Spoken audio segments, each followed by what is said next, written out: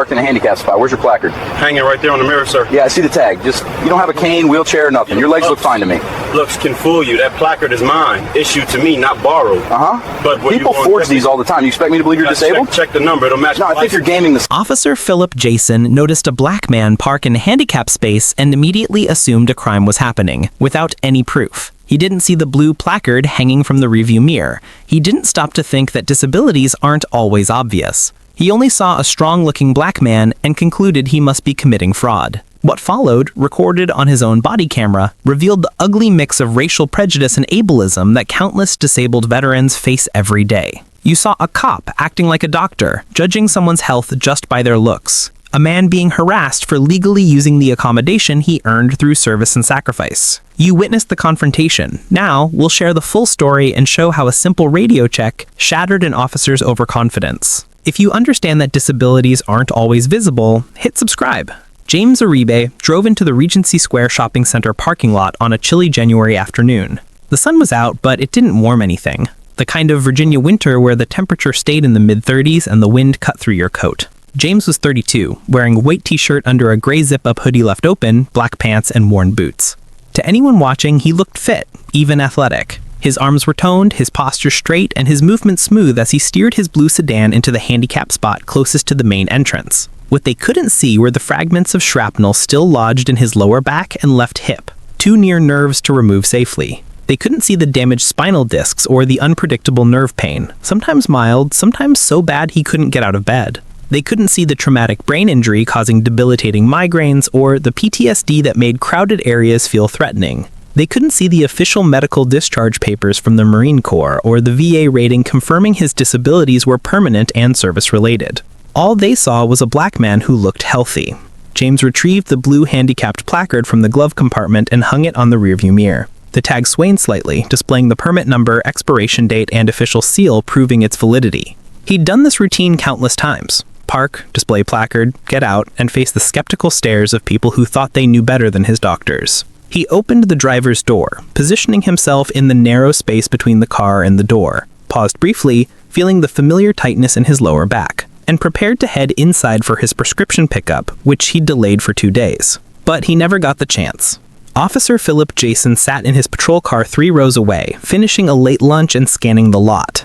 At 36, he had served 11 years with the Richmond Police Department and considered himself highly observant, the type who noticed details others missed. He had been keeping an eye on the handicap spots. Complaints about misuse had been frequent lately, and he took them personally. Real disabled people needed those spaces, and he wasn't going to let anyone cheat the system. When the blue sedan pulled in, Jason watched closely. As the driver stepped out, a young black man moving fluidly, looking strong, Jason's instincts kicked in. Something seemed off. He assumed the man could walk from a regular space. Probably someone using a borrowed placard or a fake one. Jason thought he had seen this before. This was exactly the type of violation he felt he was meant to stop. He set down his sandwich, turned on his body camera, and exited the cruiser. The lens captured the lot, rows of vehicles and sunlight glinting off windshields. Jason strode toward the blue sedan with deliberate authority. James, still by the car, hand on the door, saw him approaching. His stomach dropped. He knew this drill. He had faced it before. The assumptions, the questions, the exhausting need to prove he had a right to exist in a space meant for people like him. Jason stopped in front of James, blocking his path and pinning him between the open door and the officer. The camera captured it all. James's cautious expression, the blue placard hanging from the rearview mirror, the handicap symbol painted on the asphalt. Jason demanded to know why he was parked there and asked where the placard was. James kept his voice calm, pointing to the mirror, explaining it was right where it should be. Jason glanced at the tag but didn't back off. He swept his eyes over James's body, straight posture, defined arms, steady stance. His voice sharpened, noting James had no cane or wheelchair and appeared perfectly capable of walking.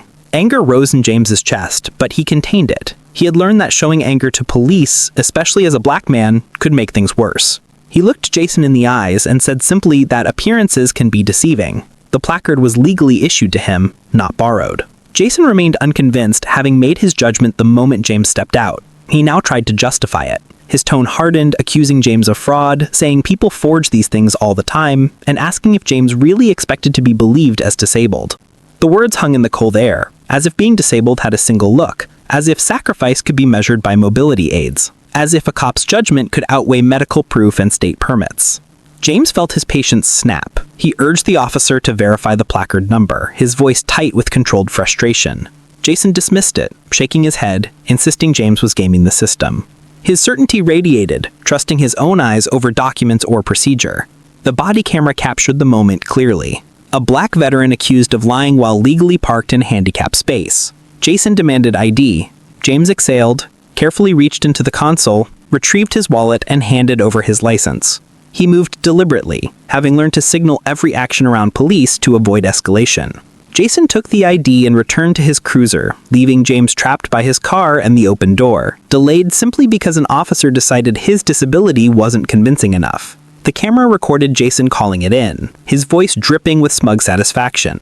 He radioed dispatch with the placard and license information, confident the system would confirm his suspicion. Stolen placard, fraud, maybe warrants. He was sure. The man looked too fit, moved too easily, appeared unharmed.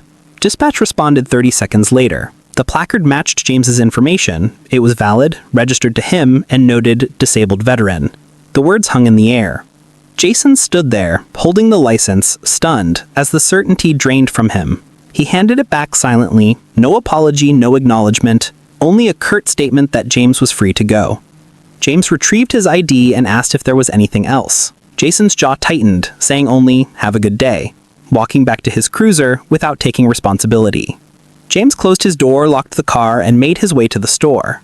Every step shot pain up his spine, stress amplifying nerve pain. By the time he reached the pharmacy, he needed to sit. Later, he'd need a heating pad and muscle relaxers. But he made it through another encounter without escalation, a victory for a black man facing police. Inside, he picked up prescriptions.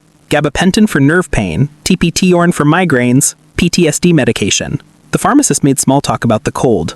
James smiled, saying nothing about being accused of faking the very conditions these meds treated. That evening, he filed a formal complaint with the Richmond Police Department, including date, time, location, officer badge number, a detailed account, and requested the body camera footage. The footage would show everything, proving it wasn't a misunderstanding, but bias based on race and appearance. Internal Affairs reviewed the footage and immediately saw the issue.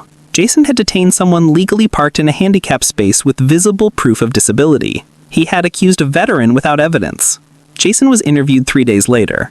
He tried to explain he was thorough, responding to complaints. The lieutenant pointed out that was the problem. You can't determine disability by sight alone. The placard proves it, visible before Jason ever approached. Jason struggled to justify his approach beyond he didn't look disabled enough. Pressed on whether he would have done the same to a white man, he remained silent. Jason was found guilty of improper conduct, suspended 2 weeks without pay, and required to complete training on disability awareness and bias.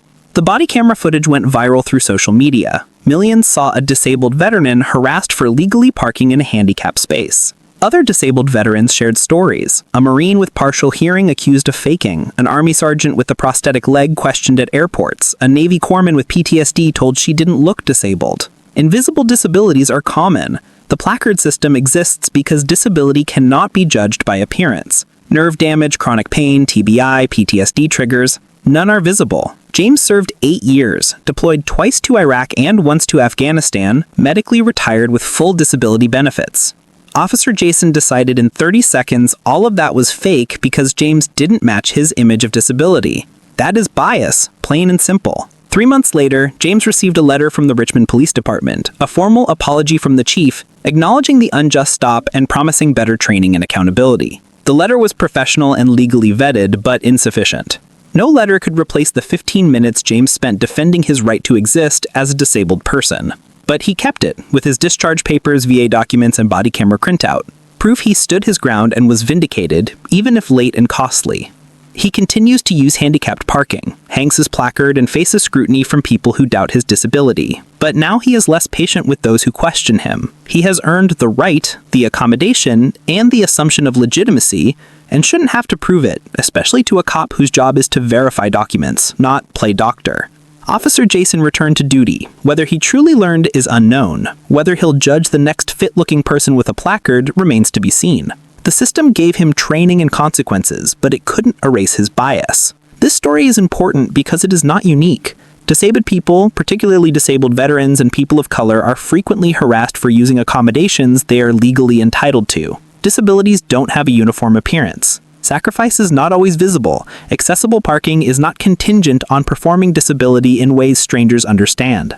James served his country, paid the lifelong price, and only wanted to pick up prescriptions without being treated like a criminal. The body camera that was meant to protect the officer ended up proving James's rights. He was exactly where he had every right to be. Disabilities don't have a look, and neither do patriots.